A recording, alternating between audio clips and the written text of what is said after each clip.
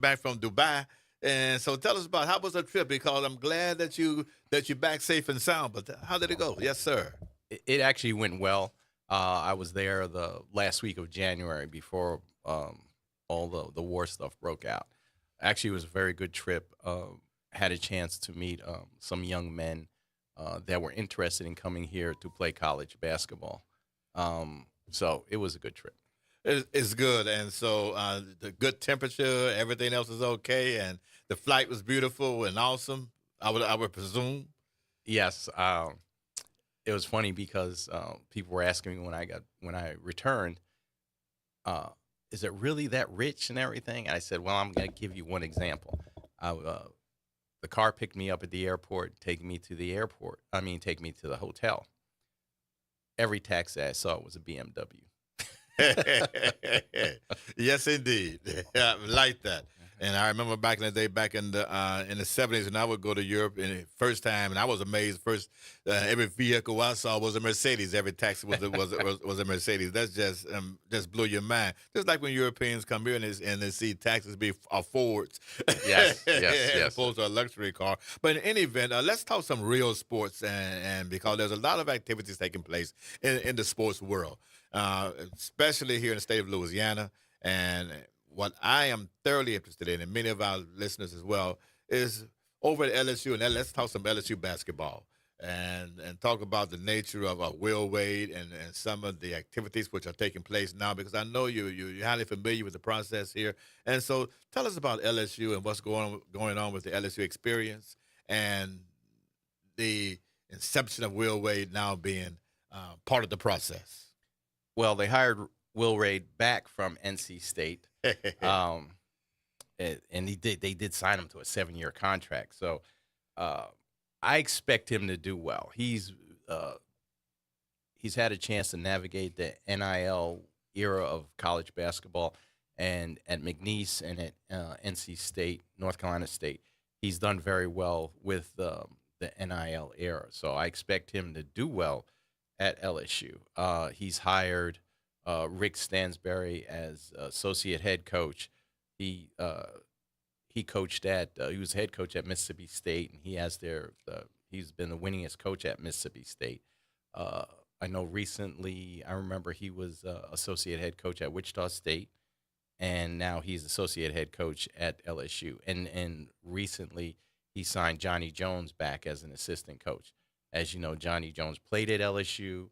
He was assistant coach at LSU. Went off to Texas Southern and did very well there as a head coach. And he moved that program into an NCAA program. I believe he qualified for 4 NCAA tournaments while he was at Texas Southern. And I understand and looking at those moves that he's made thus far, it looks as though that he's going to be able to have a real good uh, group of individuals, or should I say, a recruiters of individuals who know how to recruit and get quality basketball players, Yeah, that's the big deal as right well now as coaching. Yes, sir. because you have to go into the transfer portal, which opened up on Tuesday, and evaluate players for your system. And some of these guys you're only getting for 1 year. So you have to figure out how you're going to coach them, what system are you going to use to be successful in this new NIL era. Well, I know Wichita State. That was your school, was it not? Yes, it was. Yeah, so you have some good experience here, and you said the system, and we know that all coaches and great coaches and good coaches do have a system, and tell us, so it's, those of us who are on the outside looking in, the nature of the Will Wade system. Why is he so successful? Why is it that individuals welcome him back with open arms, the private jet, all these good things and good amenities that go along with the process? Yes, sir. Well, he's done. Like I said, he's done a good job of navigating the NIL era. The thing I like about him is the personnel he has. He always runs a very good system and a structured system for them to be successful in. And that's all college guys want to do. They want to go into a system where they can be successful and go to the next level. And now at LSU, he has to get players that are looking to go to the next level and have the talent to go to the next level. Um, when I'm looking at players now, when I talk to college coaches, especially Division I, Power Four coaches, if you don't have three guys on your team that look like they can play in the NBA, you're not going to be a postseason team. So you need NBA bodies. Yes, you need an NBA talent. And talent. Yes, Okay, yes. you say not just the bodies, but the talent. Yeah. That goes with the process. And we were talking before we came on set. We were talking about the nature of the transfer portal, and in particular, talking about the SWAC and the MEAC schools, and that how now in the historically black colleges, HBCUs, that the SWACs and MEACs now, in terms of the transfer portal, is that it's gonna impact them in a different kind of way. And tell us how so? Yes, sir. Well, in the SWAC and the MEAC, all the players at the postseason all conference teams, if you're a freshman player of the year, defensive player of the year, MVP, or first team all conference, you're putting your name in the transfer portal to get a six-figure NIL deal. And just reading this morning after, what's today, Wednesday, it opened up yesterday, the SWAC has 31 players in the transfer portal. The MEAC has 19 players in the transfer portal.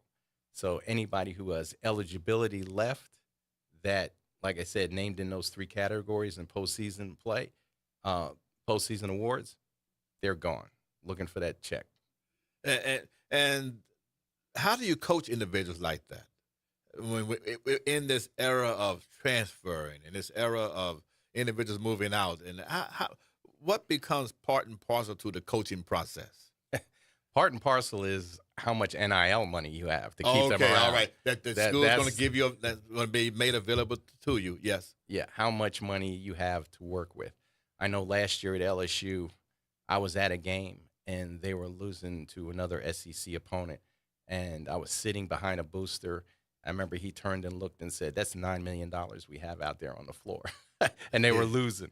Yeah. So they're going to have to kick that up for Will Wade. I'm sure they will, because Kentucky is number one in the SEC as far as spending on the NIL roster. They spent $22 million. The bottom was University of South Carolina. They were last place with only $5 million. That's why they didn't fire the coach. The coach didn't have a good season at University of South Carolina. But the athletic director is like, well, we can't fire him. He only has $5 million to work with. And he's not going to get too many very good players to be competitive in a league with a top person that's $22 million. Well, we just came off the men's and women's championship, collegiate championship, and I want you to address the men's program and the women's program. First, let's talk about the men's program in terms of the Big Ten and the success that the Big Ten has been having with respect to SEC and other conferences. Yes. Well, this year the Big Ten is the conference. Okay. They have the football championship. And now you they said have the basketball championship this yes. year. Okay. I like that predicate. Because they were catching up to the SEC.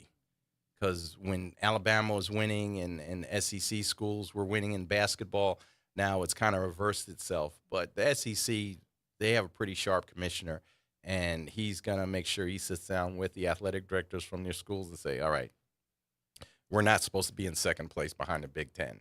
So what do we need to do to get us back up in the first place? The only caveat in it is basketball with the Big East, where Connecticut has won. They've gotten to four out of the last four Final Fours, and they've won two of them.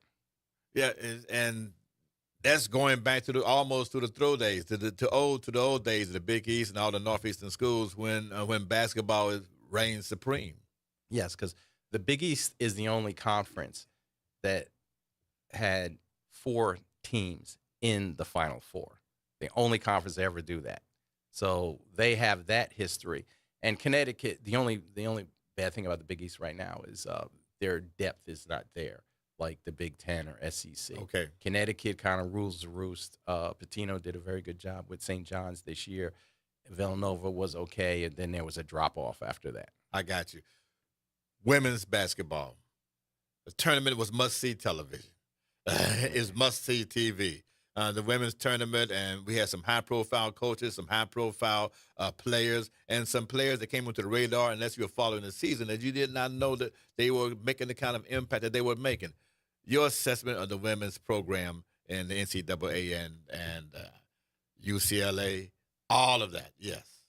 Well, the women's women's programs in Division One Yes. have elevated themselves, especially now with the NIL. And what you will see on the women's program is the rich will get richer, because I know when I was looking at something for Connecticut and South Carolina, the money they spend on their women's rosters almost matches the men's.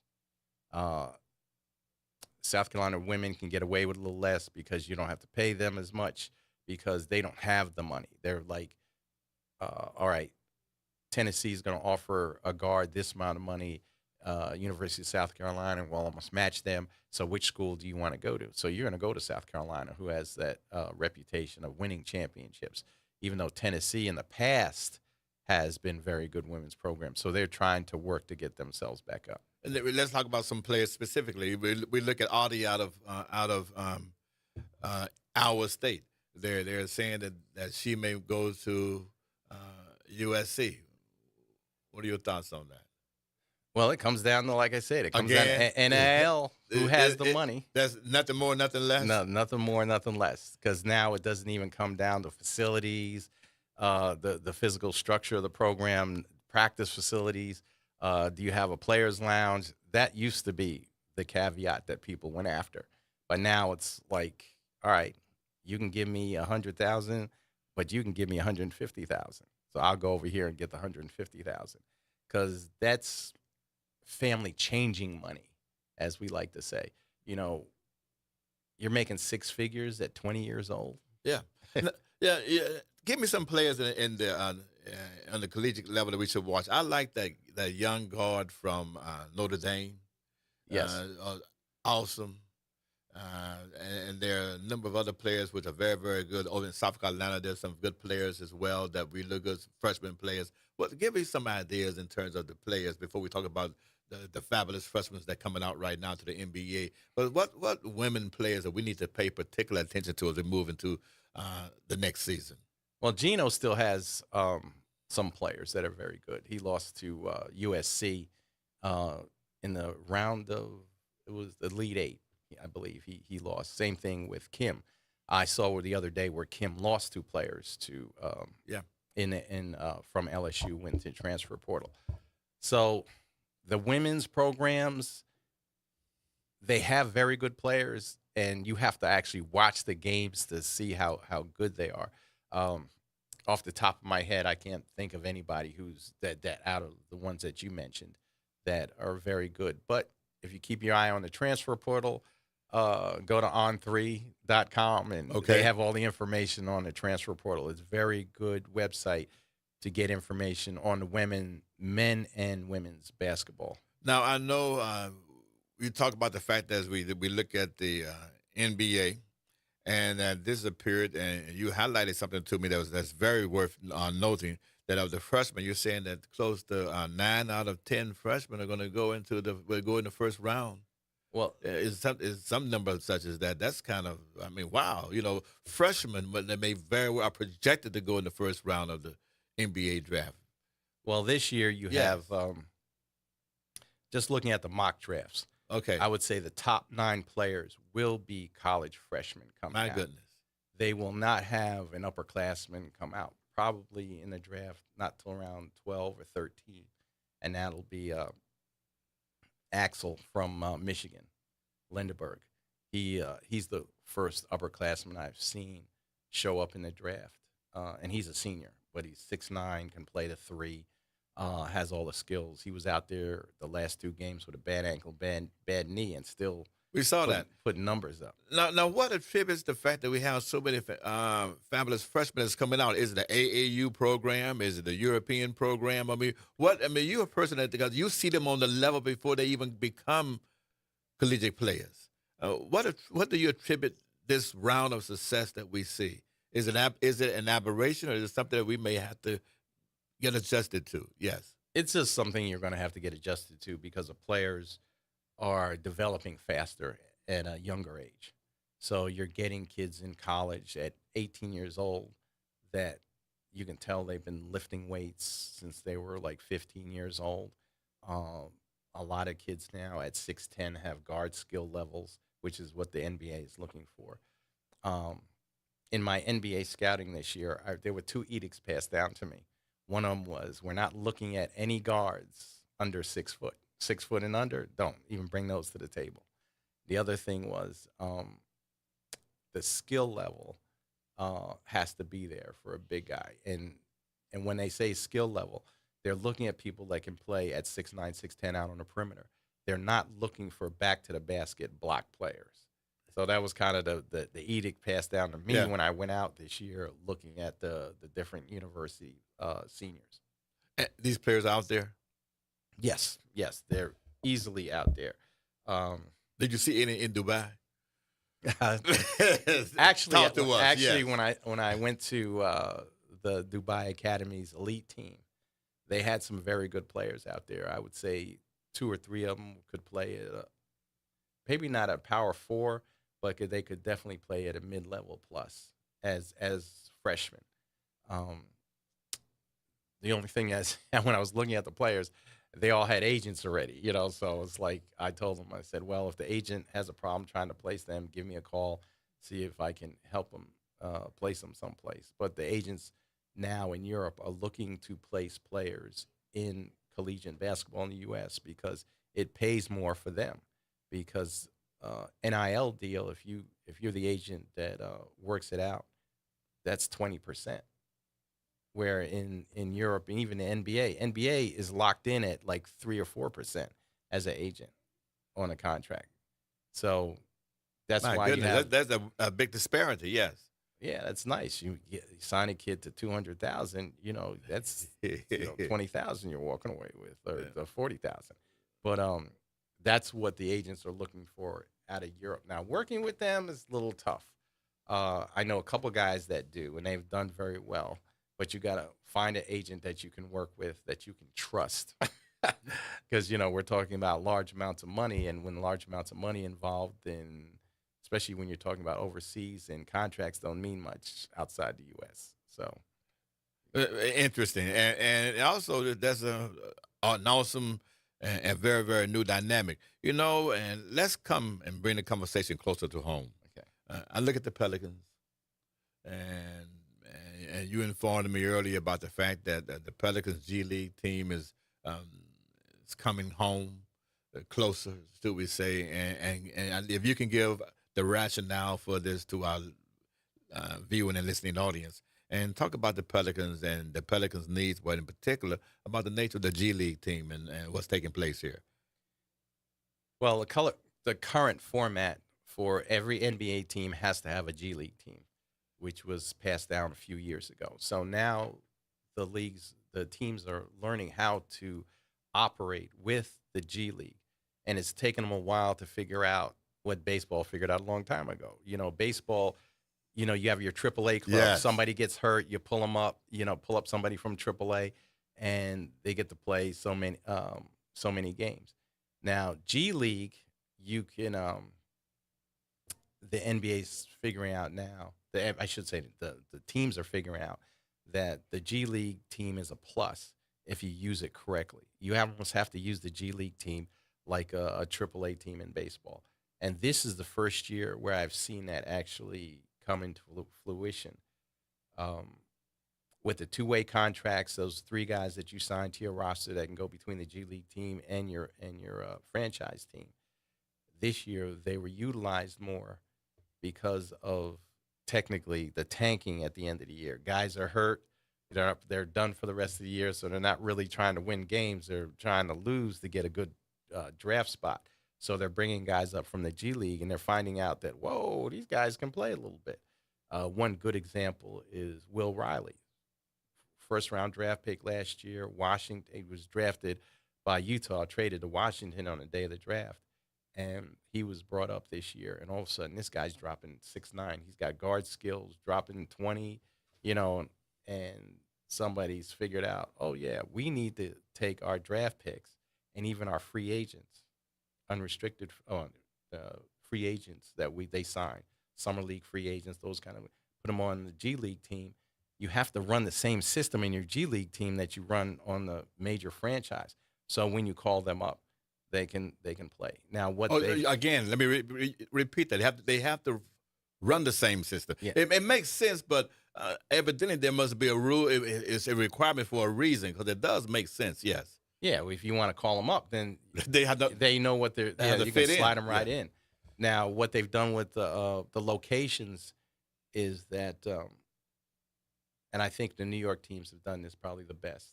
The Knicks franchise is in Westchester, which is right above New York City. Yeah. The Brooklyn Nets franchise, G League franchise, is out in Long Island. So when they have to call somebody up, the player just gets in his car and comes to the practice facility.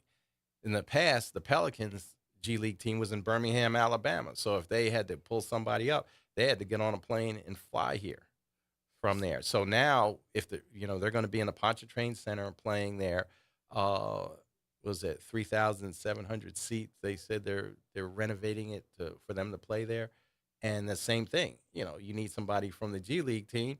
You tell them drive over. Come to the practice facility on Airline Drive. Now, will you amplify the nature of two-way players because that's important for many of our listeners to know about the nature? Why the two-way players are so important? Technically, you have a roster of 18. You have 15 full-time guys and 3 two-way players. A two-way player is somebody you sign to a contract that can travel between the G League team and the franchise team, and they can play in so many games on that contract. NBA season is 82 games. If they play in more than half on the franchise, you have to sign them to a rookie minimum contract. If not, if they get to 40, then you leave them down on the G League team so you don't have to elevate their salary. But you get a look at them playing up against NBA level talent, and you can incorporate that player into your plans for next year. Now, the Pelicans are in a tough spot. They have no first-round draft picks this year. They have conditional, and their conditionals are at 56 and 58, and that's really way at the bottom because there's only 2 rounds and only 60 players get drafted. So if they have, if the conditions run right, conditional means depending on where a team gets finishes in the draft, finishes the season, those kind of things. Yeah. So if they get a conditional pick, it'll be at 56 or 58. Oh, let me again. And so the Pelicans are positioning themselves.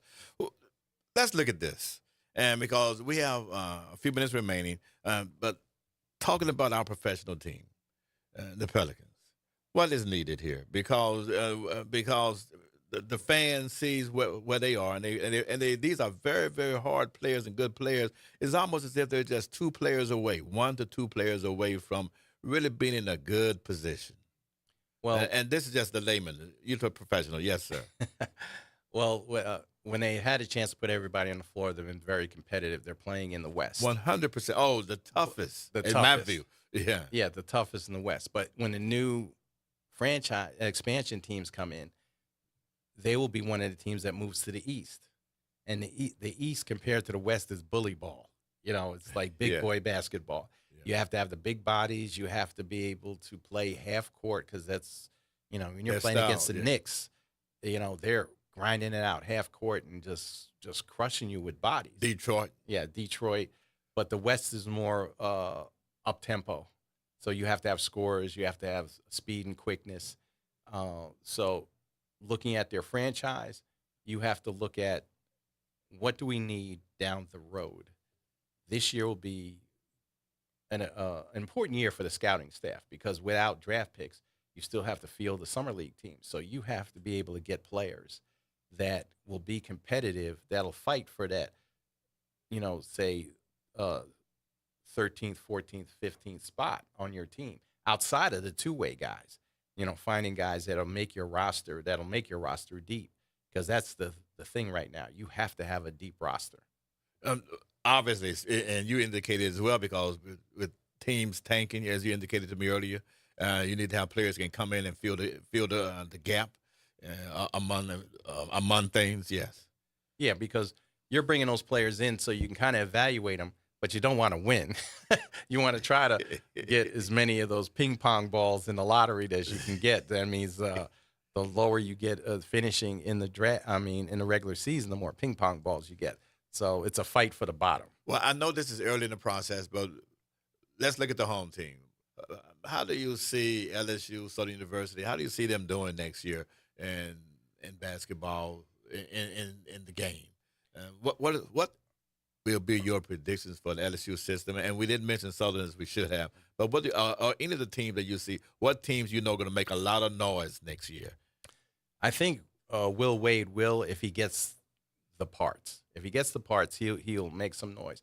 Now the only difference is the coaching from the time he was here in the league has gotten a lot better with you know, Calipari moving to Arkansas, making them competitive. Yes. You know, Kentucky's always going to be Kentucky.